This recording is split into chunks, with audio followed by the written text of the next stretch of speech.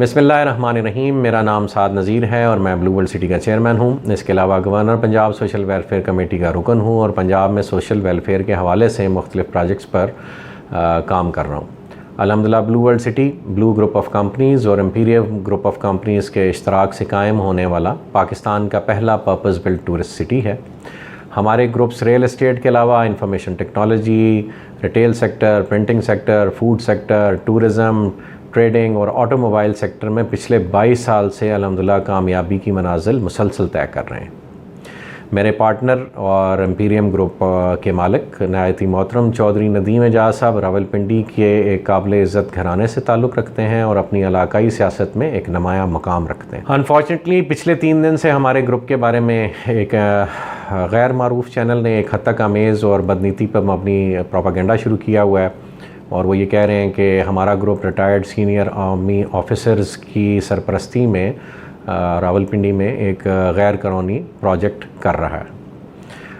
मैं as a developer ये तो सोच सकता हूँ कि हमारे राइवल्स गाहे बगाहे हम पर कीचड़ उछालते रहेंगे, लेकिन इस बात का इदराक मैं कतन भी नहीं कर सकता था कि एक पाकिस्तानी शहरी अपने मज़मूम मकासद के लिए हसास अदारों और इनके रिटायर्ड सीनियर आर्मी ऑफिसर्स जिनका बज़ाहिर रियल एस्टेट से कोई ताल्लुक़ नहीं है, इनके ख़िलाफ़ इस किस्म का जहर उगलेगा। इस चैनल ने पहला इल्ज़ाम ये लगाया कि हमारे पास सिर्फ 34 कनाल ज़मीन है। तो मैं बताता चलूँ कि अल्हम्दुलिल्लाह RDA का जो अप्रूवल का प्रोसेस है उसमें जो रिक्वायरमेंट है RDA की तरफ से वो ये है कि रकबा या तो कंपनी के नाम हो या जो स्पॉन्सर्स ऑफ द प्रोजेक्ट हैं उनके नाम होना चाहिए। तो अल्हम्दुलिल्लाह मेरे ज़ाती नाम पर और चौधरी नदीम एजाज साहब के नाम पर यानी मुश्तरका तौर पर हम दोनों के नाम पर तकरीबन 13,000 कनाल रकबा सिर्फ़ और सिर्फ इस वक्त RDA में प्लानिंग परमिशन के प्रोसेस में इस वक्त जमा कराया हुआ है हमने। और उसके अलावा भी हम हज़ारों कनाल पे मुहित प्रोक्योरमेंट का सिलसिला जारी रखे हुए हैं और इंशाल्लाह वो हम पीस बाय पीस कम्पैक्ट करके RDA में डालते जाएंगे। जो हमने 13,000 कनाल का रकबा पहले RDA में मुख्तलिफ़ स्टेजेस पे डाला है उसके हवाले से हमें पहली परमिशन मौरखा 22/11/2017 को RDA ने दी। उसकी ये डॉक्यूमेंट आपसे स्क्रीन पे शेयर किया जा रहा है। इसी हवाले से फिर जो दूसरी प्लानिंग परमिशन है जो कि 1534 कनाल की थी वो दोबारा हमें RDA ने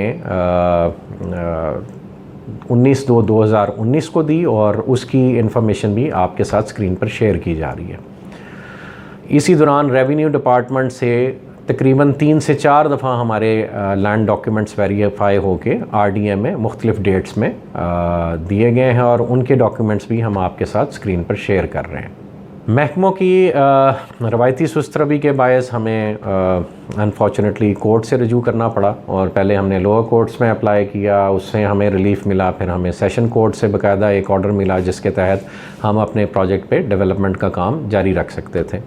मज़ीद बरा ये कि हमने लाहौर हाई कोर्ट से भी इस दौरान रजू किया और पटिशन नंबर 1343-19 हमने दायर की, वो भी आपके साथ स्क्रीन पे शेयर की जा रही है। उस पटिशन के नतीजे में रावलपिंडी डेवलपमेंट अथॉरिटी ने हाई कोर्ट मोअज़्ज़ज़ हाई कोर्ट के सामने एडमिट किया कि जी हम इनकी planning permission like other societies वो कंसिडर करेंगे। अगर ये अपनी पटिशन विदड्रॉ कर लें और हमारे साथ रजू करें दोबारा तो हम इंशाल्लाह इनको बहुत जल्द प्लानिंग परमिशन दे देंगे। तो हाई कोर्ट की इस एडवाइस को फॉलो करते हुए हमने अपने वहाँ से केस विदड्रॉ करके दोबारा RDA से रजू किया और फिर अपना प्लानिंग परमिशन का प्रोसेस हमने अल्हम्दुलिल्लाह ज्वाइन कर लिया। हम इस वक्त RDA से उस प्लानिंग परमिशन और फाइनल NOC के अप्रूवल के लिए इंतज़ार में हैं। हमने अपना लेआउट भी जमा कराया हुआ है, उनकी तमाम जो कोडल फॉर्मेलिटीज़ हैं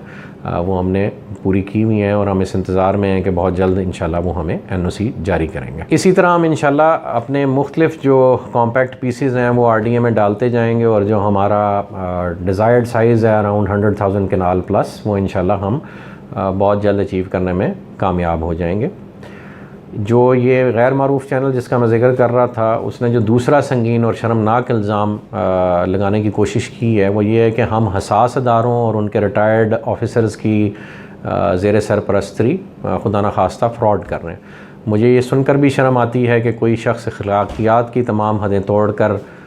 इतना नीचे गिर सकता है और अपने कभी मकासद के लिए काबिल इज़्ज़त अदारे की और काबिल इज़्ज़त ऑफिसर्स के दामन को दागदार करने की कोशिश कर सकता है। सच तो ये है कि हमारे ग्रुप्स का कंसोर्शियम एक फलता फूलता अदारा है जो पिछले 22 साल से मुख्तलिफ शोबाजात में मसरूफ़ अमल है। कोई भी मेगा हाउसिंग प्रोजेक्ट उस वक़्त तक मुकम्मल नहीं होता जब तक उसमें तमाम ज़रूरियाती ज़िंदगी की सहूलियात मौजूद ना हों, और इसी गर्ज से ब्लू वर्ल्ड सिटी की मैनेजमेंट एजुकेशन और हेल्थ सेक्टर में आज ख़ुद कदम रखने का फ़ैसला कर चुकी, और इसी काविश में हमारी मुलाकात चंद रिटायर्ड सीनियर फ़ौजी अफसरान से हुई जो forces school and college system के नाम से पहले ही अपना ब्रांड अपनी एक फर्म कंसल्टेक्स के ज़रिए उस पर अमल दरामद कर रहे थे। हमारा आपस में मामला तय पाए और हमारा एक जॉइंट वेंचर वजूद में आया, और उस जॉइंट वेंचर के सिलसिले में या उसके फॉलो अप में जो तय पाया वो ये था कि हम इस एजुकेशन सिस्टम की फ़्लैगशिप ब्रांचेस का क़याम पहले ब्लू वर्ल्ड सिटी रावलपिंडी और जो हमारा लाहौर में प्रोजेक्ट है ब्लू टाउन लाहौर, जो कि ऑल्सो अल्हम्दुलिल्लाह LDA से अपनी जो मैप की अप्रूवल्स है, लेआउट की अप्रूवल्स है, जिसे आप टेक्निकल अप्रूवल्स कहते हैं, वो अल्हम्दुलिल्लाह हासिल कर चुका हुआ। तो पहली फ्लैगशिप ब्रांचेस हमने ब्लू टाउन में बनानी थी और साथ ब्लू वर्ल्ड सिटी में हमने फ्लैगशिप ब्रांचेस का आगाज़ करना था, और इसके साथ ही फिर पूरे मुल्क में फ्रेंचाइज सिस्टम के थ्रू हमने लोगों को फ्रेंचाइजेज़ ऑफ़र करनी थी। इस एजुकेशन सिस्टम का जो मरकज़ी सेक्रेटेरिएट है वो अल्हम्दुलिल्लाह लाहौर में टेक सोसाइटी में वाक़या है। इसकी अपनी एक डेडिकेटेड 15 से 20 एजुकेशनिस्ट की टीम है, प्रोफेशनल्स की टीम है, जो इस वक्त इसका करिकुलम डिवाइस कर रही है और जो निसाब हमने बच्चों को पढ़ाना है स्कूल्स में वो तरतीब दे रही है।